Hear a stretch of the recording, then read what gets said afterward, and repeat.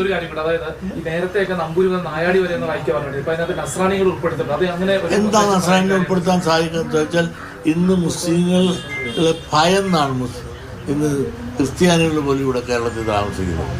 ആ ദുരിതവും ദുഃഖവും അവരിൽപ്പെട്ട ഒരുപാട് ആളുകൾ കേരളത്തിലുള്ളവരും കേരളത്തിന് വെളിയിലുള്ളവരും വന്നുള്ള ഒരു നിവേദനങ്ങൾ അവിടെ നമുക്ക് ഒന്നിച്ച് പോകണമെന്നുള്ള ഒരു ആഗ്രഹം പ്രകടിപ്പിച്ചപ്പോൾ അത് ഞങ്ങൾ സ്വാഗതം ചെയ്തു.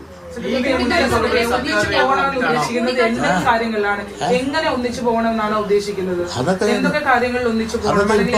ഇപ്പൊ പറയാൻ നോക്കത്തില്ല. ആരൊക്കെ ആയിട്ട് എങ്ങനെയല്ല യോജിച്ചു പോകും എന്നുള്ളതിനെ പറ്റി ഒരു വിശദമായ ഒരു ചർച്ചയോ സംവാദമോ മറുപടിയോ ഇപ്പൊ എനിക്ക് പറയാൻ സാധിക്കില്ല.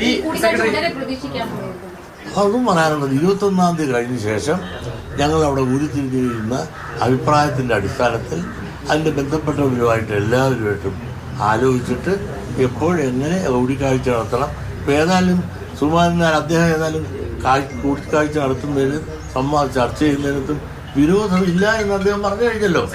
അപ്പോൾ അവർ ഓപ്പണായിട്ട് കഥ തുറന്നിട്ട് കഴിഞ്ഞു.